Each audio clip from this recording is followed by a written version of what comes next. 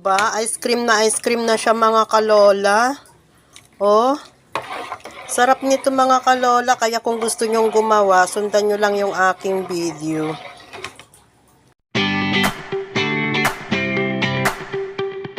Ayan mga kalola. Ito ang purpose ng pagbili ko ng aking measuring cup kasi kakaririn na natin ang paggawa ng ice candy mga kalola para sukat na sukat.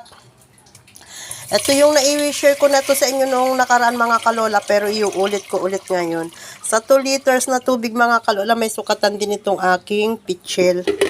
Maglalagay tayo ng 1 cup na flavored melon.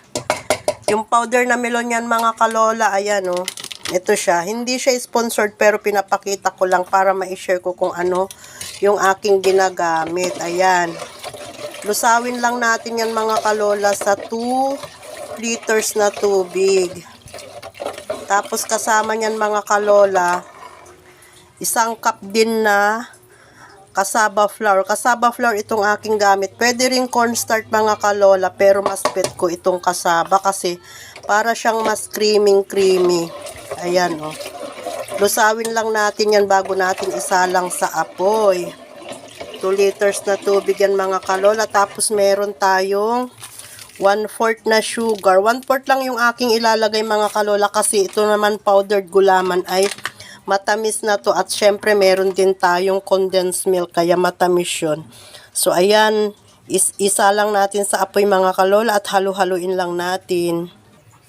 Ayan, at habang nakasalang yan mga kalola, halu-haluin natin para hindi magdikit yung ating cassava flour sa ilalim ng ating kaserola. So, ganyan, continuous lang ng halo hanggang sa lumapot ito at kumulo. At yung buo-buo na yan na melon flavor mga kalola, malulusaw din yan mamaya pagka uminit na yung ating tubig. Pag ganito na mga kalola na malapot na siya, luto na yung ating kasaba. So, patayin na natin yung apoy. Tapos, idagdag na natin yung ating gatas. Tapos, palamigin natin bago tayo magbalot. So, ayan o. Tinitikman ko rin kung okay na yung tamis niya mga kalola. Kaya dun sa measure na nilagay ko kanina, ay okay na yung tamis. Kasi okay lang na medyo matamis siya. Kasi pag yan lumamig at tumigas yung ice candy natin mga kalola, ito matabang pa yan. So yan. Ayan, inalis ko na sa kalan mga kalola para ihalo itong agatas. Ito pala yung gamit kong mga kalola, isang malaki yan oh. Malaking melon, melon flavor ng Jersey. Baka naman, Jersey. Hindi ito sponsored. Simutin natin mga kalola kasi sayang din yung matitira sa lata. Tapos isang malaki din na ebuff. Jersey din yan mga kalola. Ihalo natin yan para palamigin natin bago tayo magbalot. Kaya habang pinapalamig ko yan, ako muna ay babalik dun sa aking pananahi. Mamaya i-update ko kayo mga kalola kung ayan oh. Ang sarap nito mga kalola, pang-4 na batch ko na to. Mabili to sa mga bata at hindi lang sa mga bata, pati mga isip bata o diba? Ice cream na siya mga kalola. Oh. Sarap nito mga kalola, kaya kung gusto nyong gumawa, sundan nyo lang yung aking video.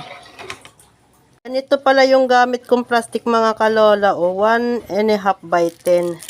Tapos yung aking gagamitin panukat ngayon ay yung 1/3 ng ating measuring cup.